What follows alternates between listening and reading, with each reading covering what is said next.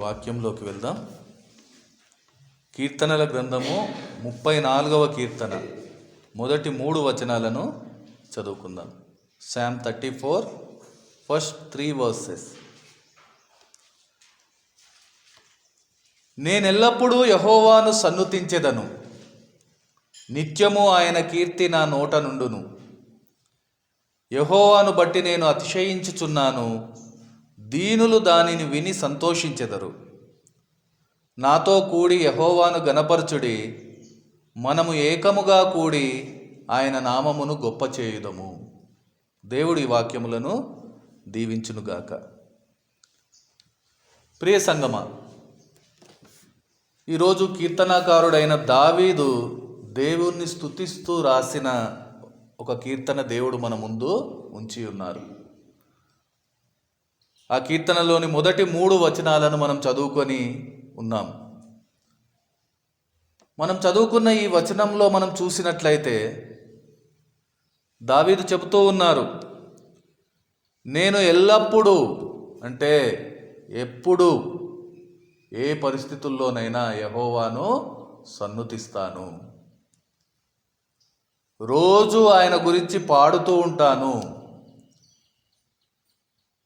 నేను దేవుణ్ణి బట్టి అతిశయిస్తూ ఉన్నాను. ఇంత గొప్ప దేవుని గురించి విన్న వారందరూ ఎంతో సంతోషిస్తారు అని చెబుతూ ఉన్నాడు. అంతేకాదు, నాతో పాటు వినే వారందరూ, మీరందరూ కలిసి ఆయనను స్తుతించడానికి సిద్ధపడదాము అని ఈరోజు మనల్ని ఆహ్వానిస్తూ ఉన్నాడు.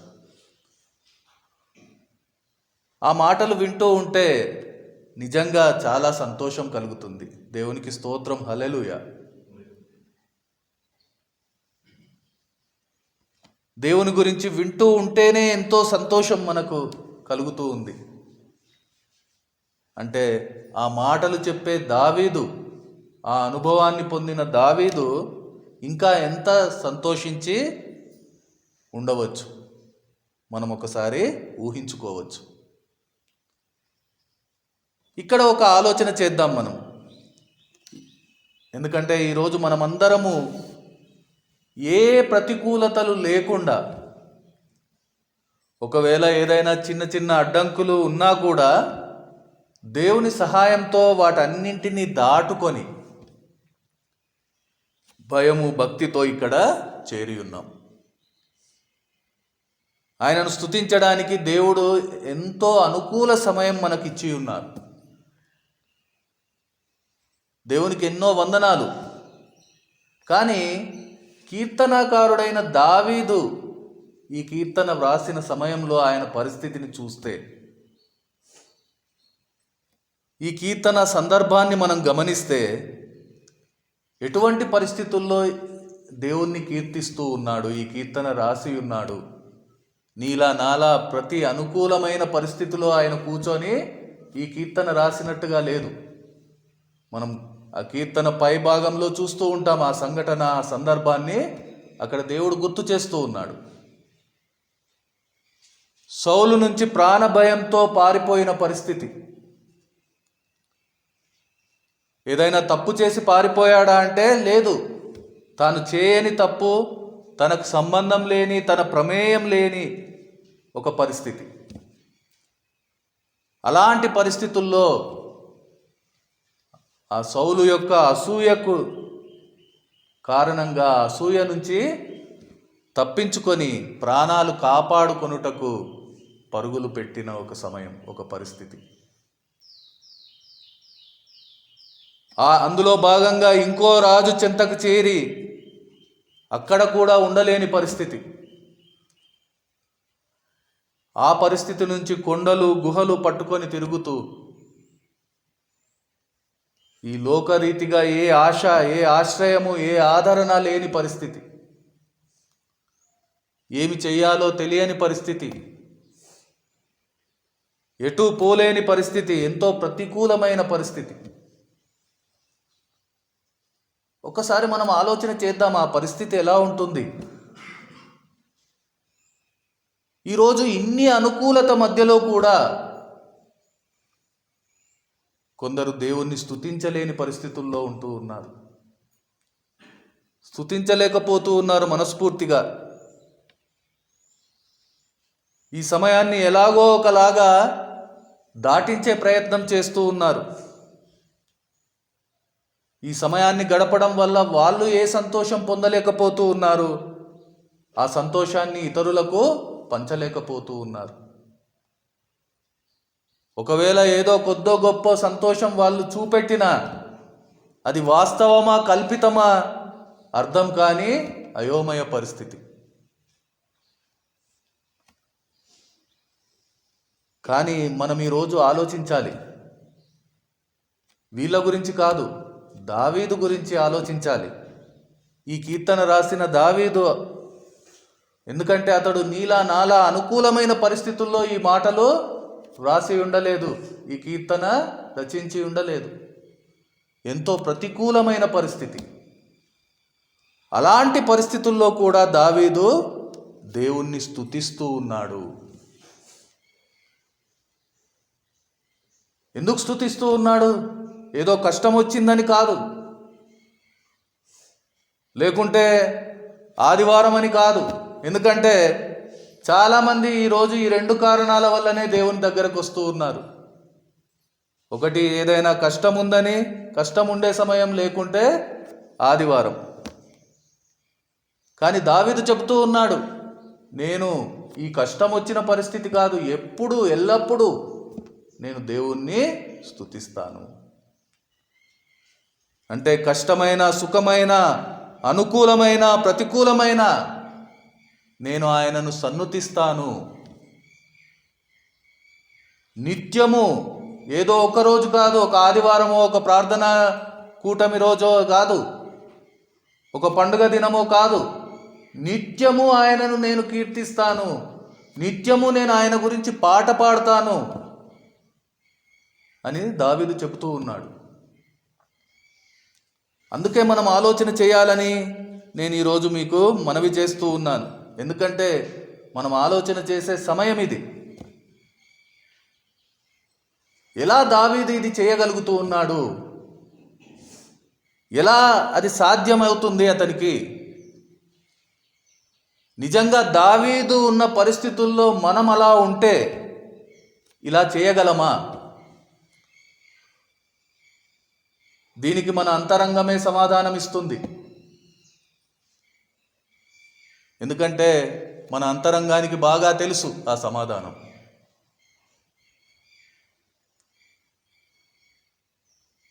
ఎందుకంటే మనం దావీదులం కాము అని తప్పించుకోవచ్చు. అవును, మనం దావీదులం కాము. ఈరోజు సమస్య అది కాదు. దావీదు ఎలా అటువంటి పరిస్థితుల్లో దేవుణ్ణి స్తుతించేవానిగా ఉంటూ ఉన్నారు, మనం ఎందుకు ఉండలేకపోతూ ఉన్నాం?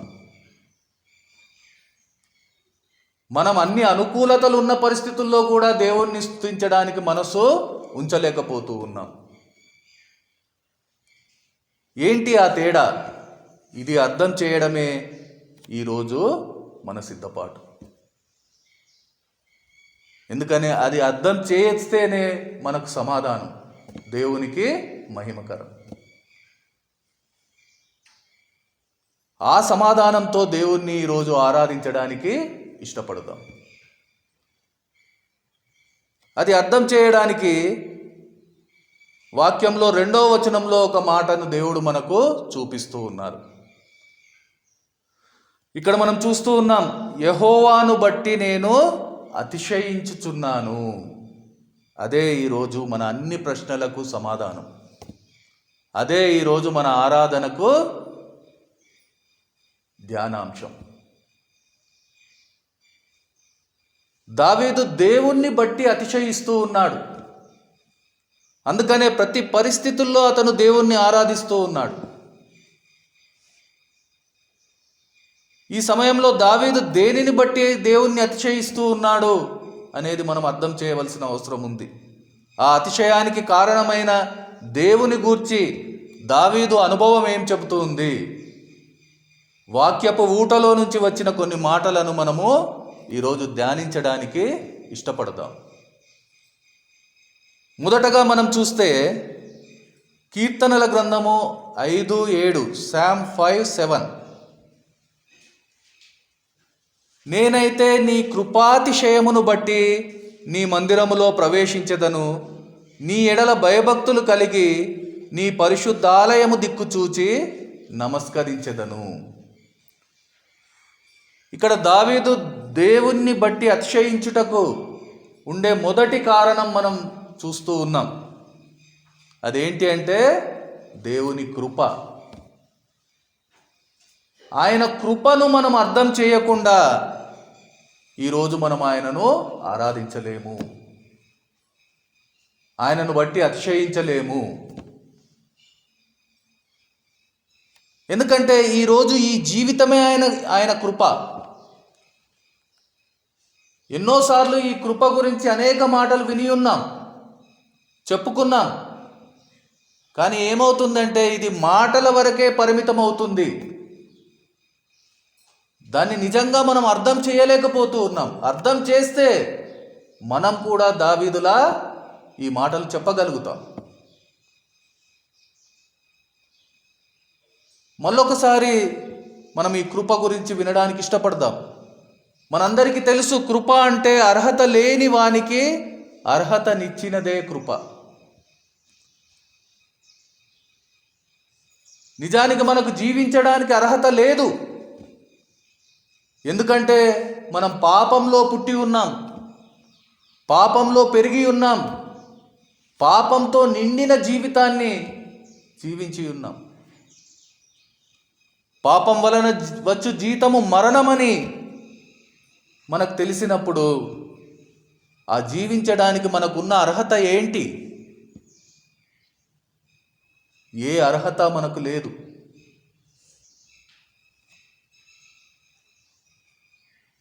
మనకున్న అర్హత ఒకటే, ఆయన కృప.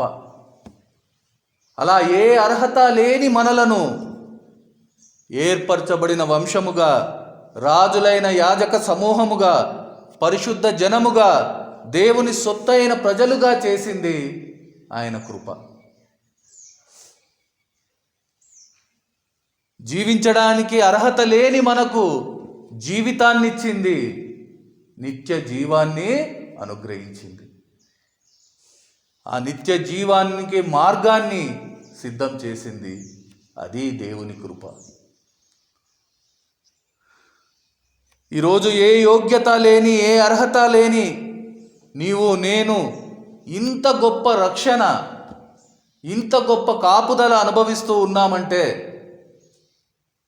ఇది ఆత్మీయంగానే కాదు. ఈరోజు మనం గమనిస్తే శారీరకంగా, మానసికంగా, సామాజికంగా మనం ఈ లోకంలో ఉన్న వాళ్ళతో పోల్చుకుంటే అన్ని రకాలుగా మనం అనుభవిస్తున్న ప్రతి పరిస్థితి ఆయన కృప మాత్రమే. ఆయన కృప మాత్రమే. దావీదు మాటల్లో చెప్పాలంటే ఈరోజు ఆయన మందిరంలో చేరి మనం ఈ మాటలు వినగలుగుతూ ఉన్నాము, ఈ సమయం గడపగలుగుతూ ఉన్నాము అంటే ఇది కూడా ఆయన కృపనే.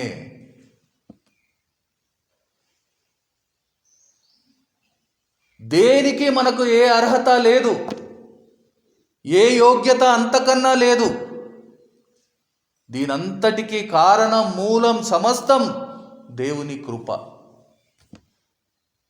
ఇది ఏ రోజు మనం అర్థం చేస్తామో ఆ రోజు ఇంకా దేన్ని బట్టి అతిశయించాం, దేవుణ్ణి బట్టే అతిశయిస్తాం. ఆ దేవుని కృపను బట్టే అతిశయిస్తాం.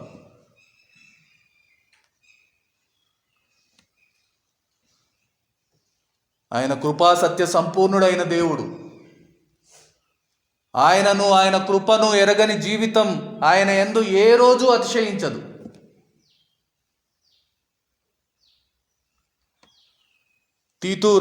తీతుకు రాసిన పత్రిక 2వ అధ్యాయం 11వ వచనం ద్వారా వాక్యం మాట్లాడుతూ ఉంది. అక్కడ ఏలైనగా సమస్త మనుషులకు రక్షణకరమైన దేవుని కృప ప్రత్యక్షమై ఉన్నది. ఇది మన గొప్ప భాగ్యం.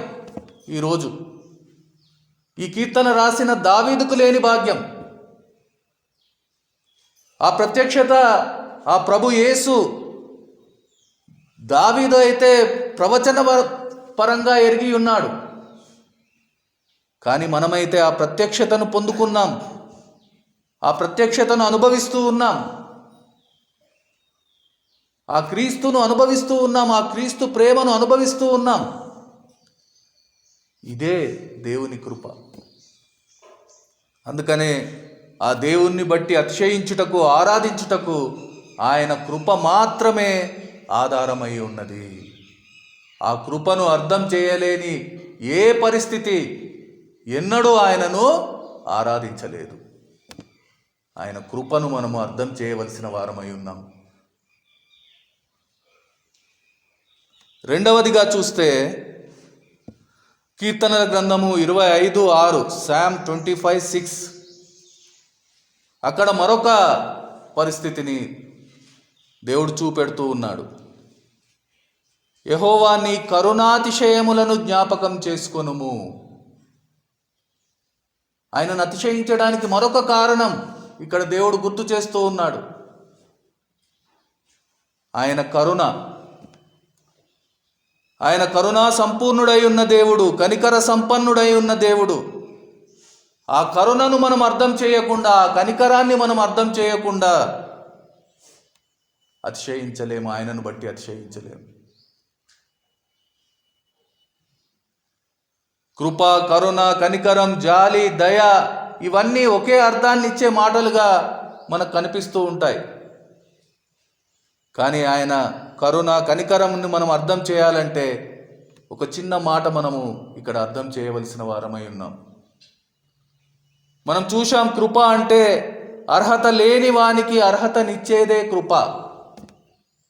అలాగే ఆయన కరుణ, ఆయన కనికరం అంటే అర్హమైన దానిని మనకు ఇయ్యకుండా ఉండడం. ఇది కొద్దిగా వేరేగా వినిపించవచ్చు మనకు. దాన్ని మనము సరిగ్గా అర్థం చేయవలసిన వారమై ఉన్నాం.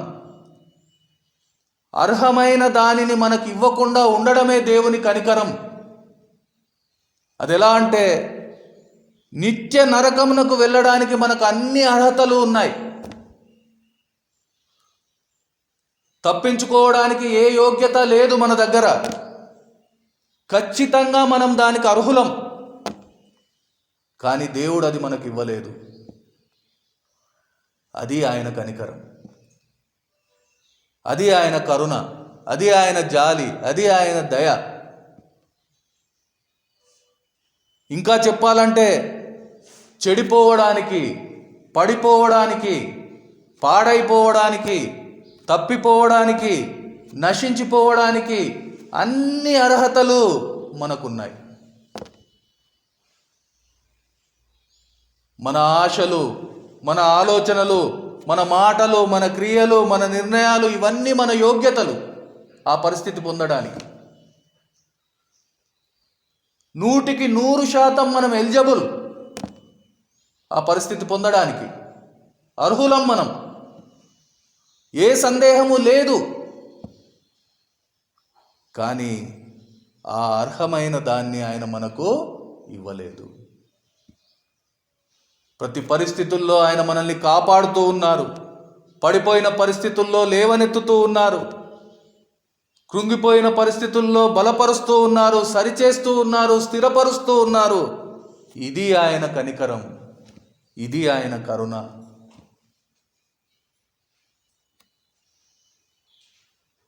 అది మర్చిపోయిన వారు దేవుణ్ణి ఏ రోజు ఆరాధించలేరు. ఆయన కరుణ, ఆయన కనికరం ఏమిటన్నది అర్థం చేసిన వాళ్ళే వాటిని బట్టి, ఆయన కరుణ వాత్సల్యతను బట్టి అతిశయిస్తారు, ఆరాధిస్తారు.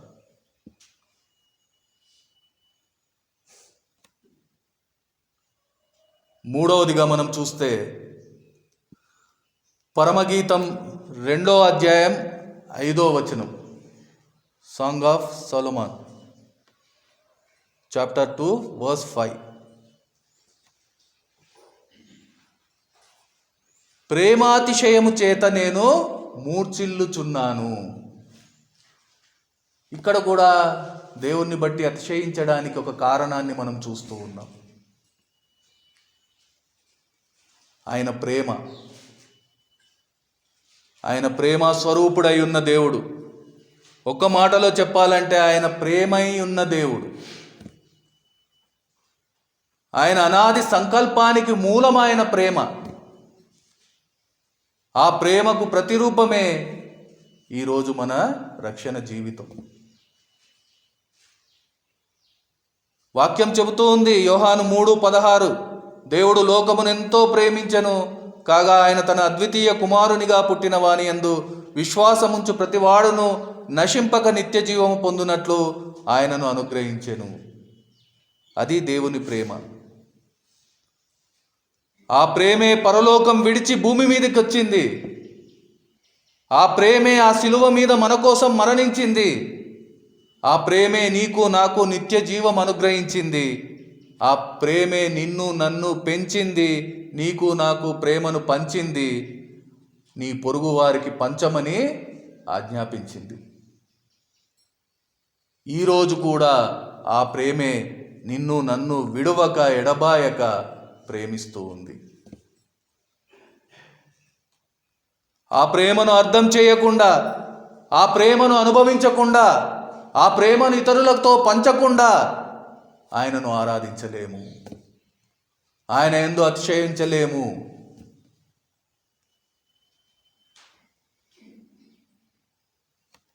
నాలుగవదిగా మనం చూస్తే కీర్తనల గ్రంథం 66:3, Psalm 66:3, ఇలాగు దేవునికి స్తోత్రము చెల్లించుడి, నీ కార్యములు ఎంతో భీకరమైనవి, నీ బలాతిశయమును బట్టి నీ శత్రువులు లొంగి నీ యొద్దకు వచ్చెదరు.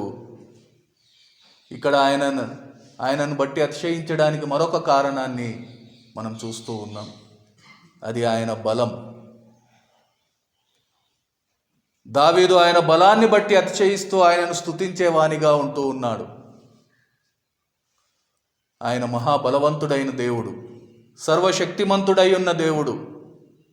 ఆయనకు అసాధ్యమైనది ఏదీ లేదు, సమస్తము చేయగల సమర్థుడు అయి ఉన్న దేవుడు. ఆయన సృష్టి కార్యము మొదలుకొని నీ నా రక్షణ కార్యం వరకు ఆయన కార్యములు ఎంత గొప్పవి, ఎంత దొడ్డవి, వాటిని వర్ణించడానికి ఈ సృష్టిలో ఏ నాలుక లేదు, ఏ నాలుక సరిపోదు. ఆయనను అవి రాయడానికి ఈ సృష్టిలో ఉండే ఏ స్థలము సరిపోదు. తన నోటి మాటతో ఈ సమస్త సృష్టిని సృష్టించిన దేవుడు, తన బాహుబలంతో ఈ సృష్టిని నడిపించే దేవుడు, తన ఉగ్రతతో సమస్తము నశింపజేసే దేవుడు. ఆ గొప్ప బలవంతుడైన దేవుడు ఈరోజు నీ నా బలమై ఉన్నాడు. నిన్ను నన్ను బలపరుస్తూ ఉన్నారు. నిన్ను నన్ను తన మార్గంలో బలంగా నడిపిస్తూ ఉన్నారు. ఇది అర్థం చేయగలిగితేనే ఆ బలాన్ని బట్టి మనము ఆయన యందు అతిశయిస్తాము, ఆయనను స్తుతిస్తూ ఆరాధిస్తాము. చివరగా మనం చూస్తే నిర్గమకాండం 15:7, Exodus 15:7, నీ మీదికి లేచు వారిని నీ మహిమాతిశయము వలన అణిచివేయుదువు. ఇక్కడ చివరిగా ఇంకొక కారణాన్ని చూపెడుతూ ఉన్నారు దేవుణ్ణి అతిశయించడానికి, దేవుణ్ణి బట్టి అతిశయించడానికి. ఆయన మహిమ. ఆయన మహోన్నతుడు, మహామహిమా స్వరూపుడైన దేవుడు. సైన్యములకు అధిపతి అయిన యెహోవా, ఆ మహిమగల రాజు ఆయనే. ఆయన తప్ప ఇంకెవ్వరూ లేరు. ఆయనే అనువాడు, ఉన్నవాడు. ఆయనే రాజులకు రాజు, ప్రభువులకు ప్రభువు. ఆయనే దేవాది దేవుడు, ఆయనే త్రియేక దేవుడు, ఆయనే ప్రభు యేసు, ఆయనే పరిశుద్ధాత్మ దేవుడు. మహిమా స్వరూపుడు, సమస్త మహిమా ప్రభావాలకు అర్హుడు. సమస్త దేవదూతలు ఆయనను నిత్యము మహిమపరుస్తూ కీర్తిస్తూ ఉండగా ఈ సమస్త సృష్టి ఆయనను మహిమపరుస్తూ, ఆయన మహిమను ప్రచురపరుస్తూ ఉన్నదని దేవుని వాక్యము సెలవిస్తూ ఉంది. మనం గమనిస్తే ఆదికాండంలోని పాత సృష్టి మొదలుకొని ప్రకటన గ్రంథంలోని నూతన సృష్టి వరకు ఎక్కడ చూసినా దేవుని మహిమే కనబడుతుంది. నిజంగా చెప్పాలంటే దేవుని యొక్క మహిమను ప్రత్యక్షపరచుటయే సృష్టి యొక్క అంతిమ లక్ష్యమై ఉన్నది. ఆ సృష్టిలో మనం ఒక భాగమై ఉన్నాము. ఆ మహిమ గల రాజును ఆరాధించవలసిన వారమై ఉన్నాము. ఆ రాజును ఎరగడమే, ఆ రాజుకు అనుకూలంగా మారడమే, ఆయనకు పూర్తిగా అప్పగించుకోవడమే, ఆయన అధికారంలోకి చేర్చబడడమే, ఆయన ప్రవేశించడానికి మనలను మనము సిద్ధపరచుకోవడమే ఆ మహిమను అర్థం చేయడం. ఇవేది చేయకుండా ఆ మహిమను అర్థం చేయలేం మనం.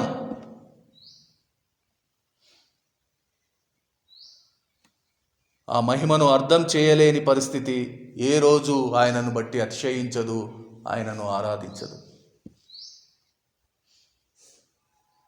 యెహోవా మా ప్రభువా, ఆకాశంలో నీ మహిమను కనబర్చువాడా, భూమి అన్నంతటా నీ నామము ఎంత ప్రభావము కలదని కీర్తించబడుతున్న దేవుడు ఆయన.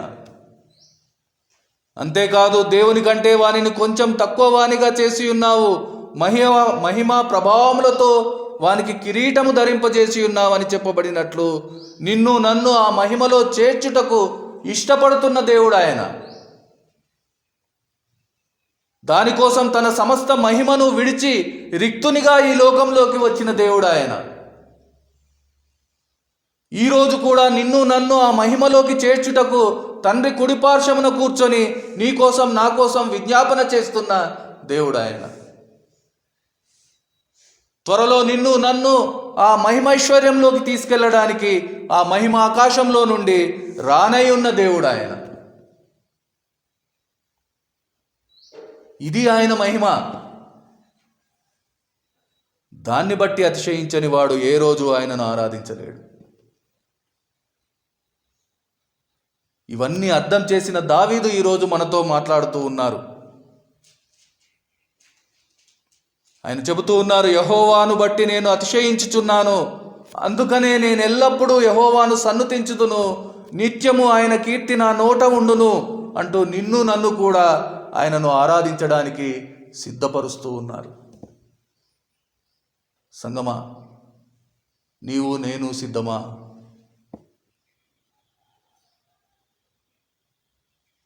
సిద్ధమైతే ఆయన కృప, ఆయన కనికరం, ఆయన ప్రేమ, ఆయన బలం, ఆయన మహిమ వీటన్నింటినీ జ్ఞాపకం చేసుకుందాం. ఆయన యందు అతిశయిస్తూ ఆయనను ఆరాధించడానికి మన హృదయాలను సిద్ధం చేసుకుందాం. ఆరాధించుకుందాం.